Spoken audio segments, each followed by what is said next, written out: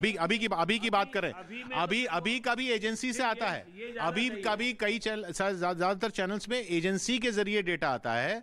हमारे अपने संवाददाता काउंटिंग सेंटर में मौजूद हैं, वो फीड करके, वो स्क्रीन पे जैसे ही फीड करते हैं अपनी कंप्यूटर स्क्रीन पे, वो हमारे यहां सीधा यहां पर आता है। और तो बाकी अगर आपको बढ़ा हुआ दिख रहा है तो मैं ये शब्द इस्तेमाल नहीं करना चाहूंगा, लेकिन वो है वीडियो गेम। अभी आपने तो कहा ही था कि 100-500 तक सीटों का हो जाएगा, तो 500 पे आप नीचे क्यों आ रहे हो फिर? अगर ग्राफिक बना के नंबर उसमें जोड़ने हैं तो यहां पे भी जोड़े जा सकते हैं, लेकिन ऐसा हो नहीं रहा, ये सीधा काउंटिंग सेंटर से आ रहा है, इसलिए ये फर्क आपको दिख रहा है।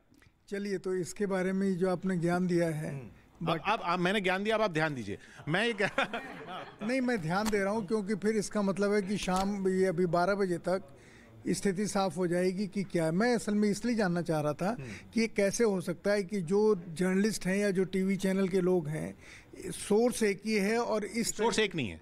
मैं ये कह रहा हूँ सोर्स एक नहीं है, क्योंकि वो एजेंसी से ले रहे हैं। सर, एजेंसी से भी ले रहे होंगे तो एजेंसी ऊपर नीचे थोड़ी करती होगी। अब मैं ये कहना नहीं चाहता, लेकिन संवाददाता, इनका कहने का मतलब ये है कि इनके संवाददाता सीधा इनको बता रहे हैं, वो वाया एजेंसी सीधा काउंटिंग सेंटर में एक फिजिकली आदमी खड़ा है हमारा। इसमें है क्या संतोष जी, वो आपका नेटवर्क कितना बड़ा है इस पर है, और वो डायरेक्ट अगर सप्लाई हो रही है तो तय बात है कि बीच में फिल्ट्रेज कम हो जाएगी।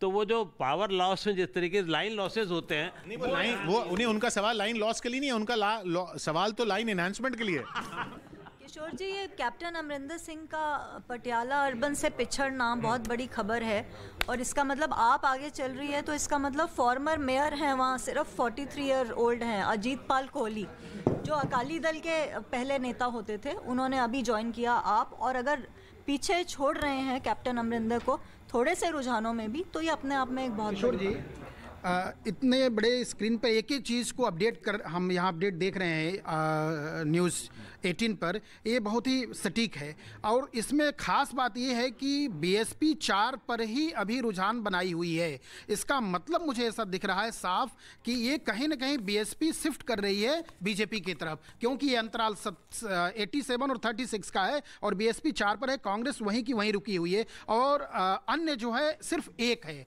इसका मतलब ये हुआ कि ये और आगे जाए और योगी आदित्यनाथ की करस्माई चीज को, यानी कार्यकाल को, बीएसपी जितनी भी सीटों पर आगे चल रही है, एक बार अगर हम क्षेत्र के हिसाब से देखें तो बीएसपी जितनी भी सीटों पर आगे चल रही है वो ज्यादातर सीटें वो गेन कर रही है। जैसे 2 सीट जो कानपुर बुंदेलखंड के एरिया में बीएसपी को मिल रही है, वो पिछली बार उसके पास नहीं थी। 1 सीट जो रोहेलखंड में बीएसपी जिस पे आगे चल रही है, वो पिछली बार उसके पास नहीं थी। पश्चिम यूपी में जो बीएसपी 1 सीट पर आगे चल रही है, वो सीट भी बीएसपी के पास नहीं थी। हाँ, 1 सीट अवध में ऐसी है जहां बीएसपी के, जो पिछली बार बीएसपी के पास थी, इस बार उससे छिनती दिख रही है। 1 सीट पूर्वांचल में ऐसी है जो पिछली बार बीएसपी के पास थी, वो उससे छिनती दिख रही है।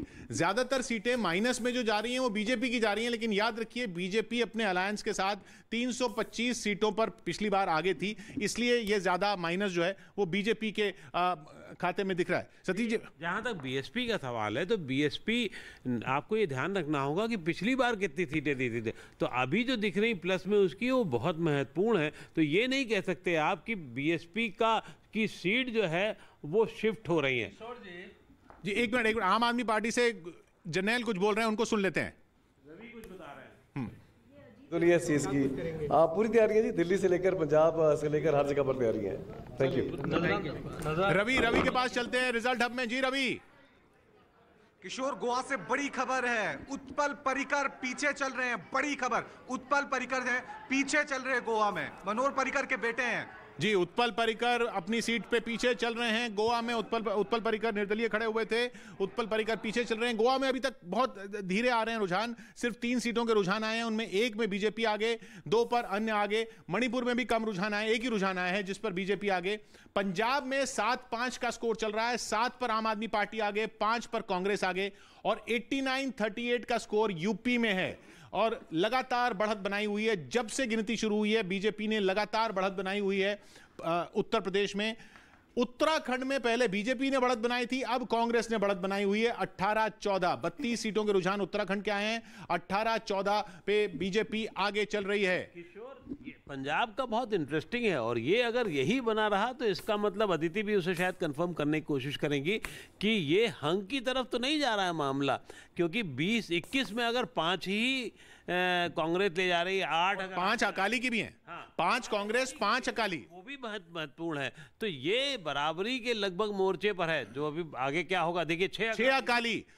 पंजाब में दूसरे नंबर पर अकाली दल, पंजाब में दूसरे नंबर पर अकाली दल। राम रहीम फैक्टर को देख लीजिए किशोर, यहाँ पर नुकसान हो रहा है 4 सीटों का। कांग्रेस को आम आदमी पार्टी गेन कर रही है 4 सीटों को, और अकाली को 1 सीट का नुकसान हो रहा है। साथ ही बीजेपी 1 सीट का फायदा बना रही है यहाँ पर। जी हाँ, राम रहीम फैक्टर 35 सीटें जहां डेरा सच्चा सौदा का प्रभाव माना जाता है, उनमें से 7 के रुझान आए हैं, जिनमें 5 में आम आदमी पार्टी आगे है, अकाली दल 1 पे आगे, और 1 पर बीजेपी गठबंधन आगे। अदिति जी, डेरा सच्चा सौदा का फैक्टर है। 2007 में इन लोगों ने कांग्रेस को सपोर्ट करके कांग्रेस की सरकार बनाने में भी मदद की थी, और जहां जहां डेरा फैक्टर काम करता है, बहुत से डेरे हैं पंजाब में, 7 डेरे हैं जो बहुत इंपॉर्टेंट है, और ये क्लियर कर रहा है कि ये बीजेपी और अकाली दल को इसका फ़ायदा हो रहा है, क्योंकि गुरमीत राम रहीम को आपको पता है कि जेल से निकाला गया था, कुछ देर वो फरलो पे भी रहे थे और अभी वापस गए हैं, और उन्होंने अपने सारे सपोर्टर्स को, कोई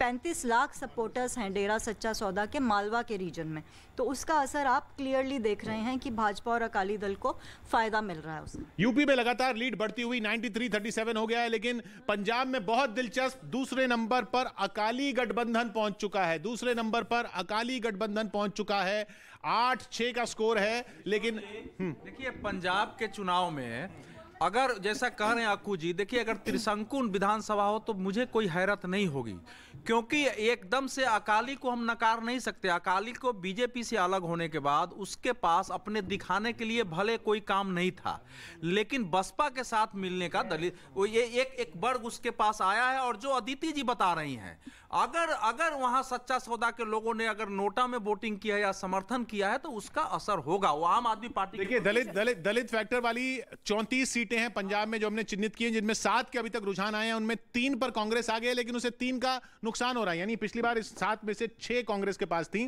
3 का कांग्रेस को वहां पंजाब में उन सीटों में नुकसान हो रहा है। बीजेपी से अलग होकर अकाली चुनाव लड़ रही है, और ऐसे में कहां फायदा उससे हो रहा है। देखो, दोआबा में वो 2 सीटों पर आगे चल रही है, माझा में भी 1 सीट उसको फायदा हो रहा है, मतलब 2 सीटों का फायदा हो रहा है यहाँ पर दोआबा में। माझा में 1 सीट का फायदा हो रहा है, प्लस अगर मैं बात करूं यहाँ पर 6 फैक्टर वाली, वहां पर 1 सीट का फायदा हो रहा है। इसके अलावा हिंदू फैक्टर की अकाली सीट में 1 का फायदा हो रहा है, और साथ ही नुकसान जो रहा है वो सिर्फ राम और रहीम जो फैक्टर वाले सीट्स हैं, वहां पर 1 सीट का नुकसान है। मतलब ये हुआ कि अकाली को 6-7 सीटों पर फायदा, 1 सीट पे सिर्फ नुकसान है। तो ये अपने आप में बहुत बड़ी है। पिछली बार के आंकड़े से वो आगे बढ़ेंगे, इस फिलहाल के आधार पर लग रहा है। सतीश जी हमारे साथ जुड़ गए। सतीश जी, कैसे देख रहे हो उसको? नहीं, देखिए पंजाब में इस बार ये सबसे जो महत्वपूर्ण फैक्टर है, बहुत दिनों बाद अकाली और बहुजन समाज पार्टी का गठबंधन हुआ। इससे पहले जब लोकसभा के चुनाव में हुआ तो क्लीन स्वीप किया उसने। निश्चित रूप से अकाली और बहुजन समाज पार्टी के साथ आने से ये अकालियों की बढ़त कहीं ना कहीं आपको दिखाई दे